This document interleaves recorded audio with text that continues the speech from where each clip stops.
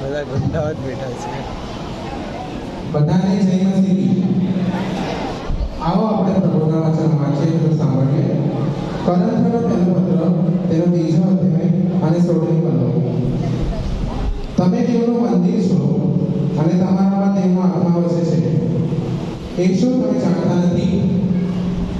વાલા જુવાન દીકરા દીકરીઓ, તમે દેવનું મંદિર છો અને એ મંદિરમાં કોઈ પણ પ્રકારની ખરાબ વસ્તુ નાખવાની નથી, જેવી કે દારૂ, સિગરેટ, ડ્રગ્સ, ગાંજો.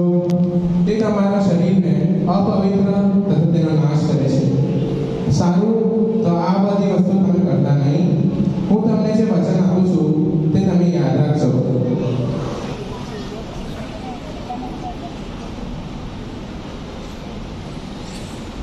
તમારામાં દેવનો આત્મા વસે છે. સ્મોકિંગ કરશો નહીં. તમે દેવનું મંદિર છો. દારૂ પીશો નહીં. દેવનું મંદિર પવિત્ર છે. વિમલ રોટલા ખાશો નહીં.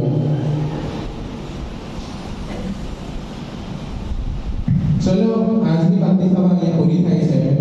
ચલો આપણે છૂટા પડીએ.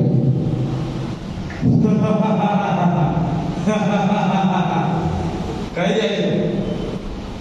લાવ અને જિંદગીના મજા લે. સિગરેટ પી અને મજા કર. તમે બધા પણ મજા કરો ભાઈ. દારૂ પીવાનું આવા ચર્ચામાં આવવાનું નહીં તારે. દારૂ પીને મજા કર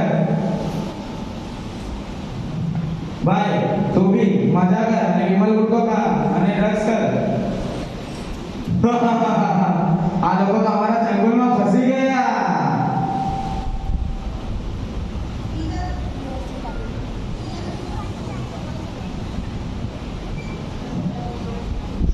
બીજા રવિવારની ભક્તિ સભા.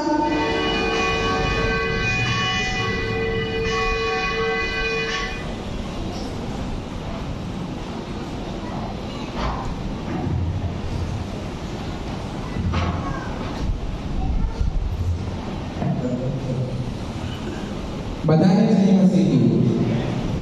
આજે આપણે શ્રમ વિશે અને સમયનો સદુપયોગ કરવો જોઈએ એના વિશે આજે શીખવાના છે. આવો આપણે પ્રભુના વચનો વાંચીએ તથા સાંભળીએ.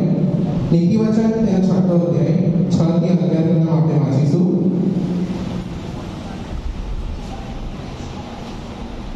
હે આળસુ, તું કીડી પાસે જા, તેનો માર્ગ વિચાર કરીને મંત્ર ન થા. તેનો તો કોઈ નાયક, મુકાદમ કે હાકેમ નથી. તેમ છતાં તે ઉનાળામાં પોતાના મનનો સંગ્રહ કરે છે અને કાપણી મોસમમાં પોતાનો ખોરાક ભરી રાખે છે.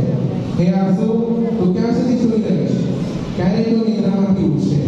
તું કહે છે કે હજી થોડી નિદ્રા, થોડી ઊંઘ, તૂટિયાવાળીએ થોડો આરામ લેવા દે. એમ કરવાથી તારી દરિદ્રતા લૂંટારાની પેટે અને તારી કંગાલાવસ્થા હથિયારબંધ માણસની પેટે આવી પડશે. આ ઈશ્વરના પવિત્ર વચનમાં આપણને જણાવવા મળે છે કે આપણે ખૂબ જ મહેનત કરવાની અને સમયનો સદુપયોગ કરવો જોઈએ. આપણે જોઈએ છે કે ઘણા દીકરા દીકરીઓ પોતાનો સમય મોબાઈલ અને ટેબ્લેટમાં આપી દે છે. ભણવાનો સમય મોબાઈલ આપી દે છે.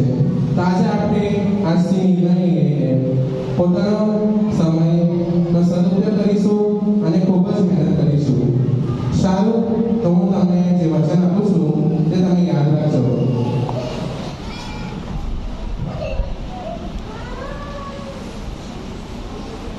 આળસ કરશો નહીં. સમયનો સદુપયોગ કરો. ચલો, આજની ભક્તિ સભા પૂરી થાય છે.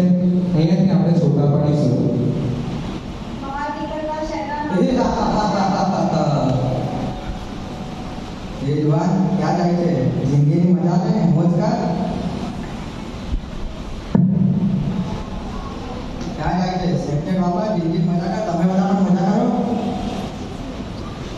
ક્યાં જાય છે જુવાન? ટેબ્લેટ મચે, ગેમ રમ્યા કર, મજા કરે જિંદગી. મજા કર યુટ્યુબ બાબા.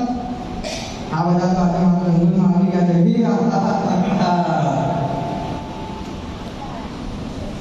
ત્રીજા રવિવારની ભક્તિ સભા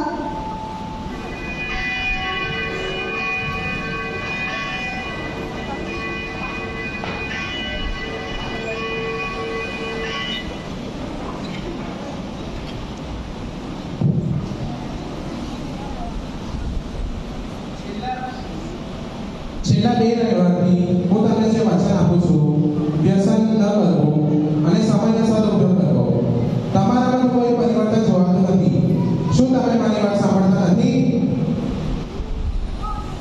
સાહેબ, અમે તમારી વાત સાંભળે છે કે તમારા જીવનના વચનો અમારા જીવનમાં વગાડે છે. અને જ્યારે પણ અમે દેવળમાંથી ઘરે જતા હોઈએ ત્યારે શેતાન અમને આવીને તમારા વચન લઈને એના પોતાના ખોટા વચન આવી દે છે. હા, શેતાન તો બહુ હોશિયાર છે. તે તમને ભ્રમિત કરે છે. તેને પકાવવો હોય અને હરાવવો હોય તો ઈશ્વરના વચનો દ્વારા તેને પકાવી શકે છે. ચલો, હું તમને જે કાર્ડ આપું છું તે તમે મોઢે કરજો અને જ્યારે શેતાન આવે એને સંભળાવશો અને બચાવજો.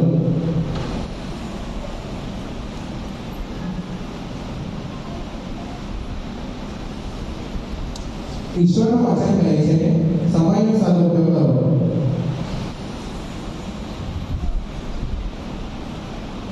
ઈશ્વરનું વચન કહે છે, હું દેવનો પવિત્ર મંદિર છું અને મારામાં દેવનો આત્મા વસે છે.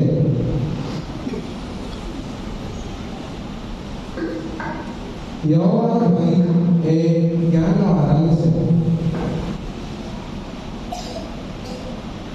ઈશ્વરનું વચન કહે છે, મદ્યપાન કરીને મસ્ત ન થવું.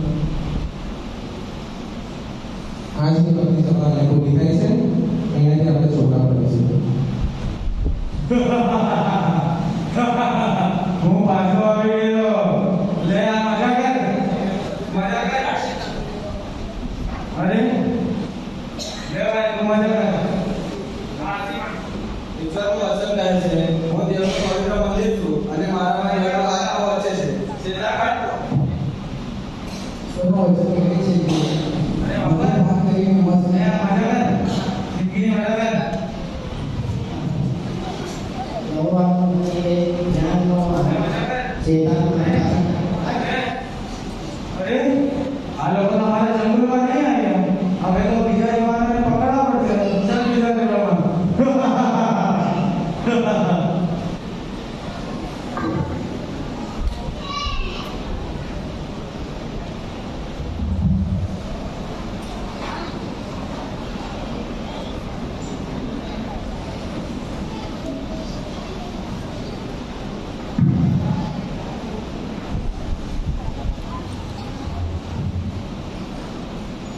આજની એ શીખી શકીએ છીએ આપણે દર રવિવારે ઈશ્વરના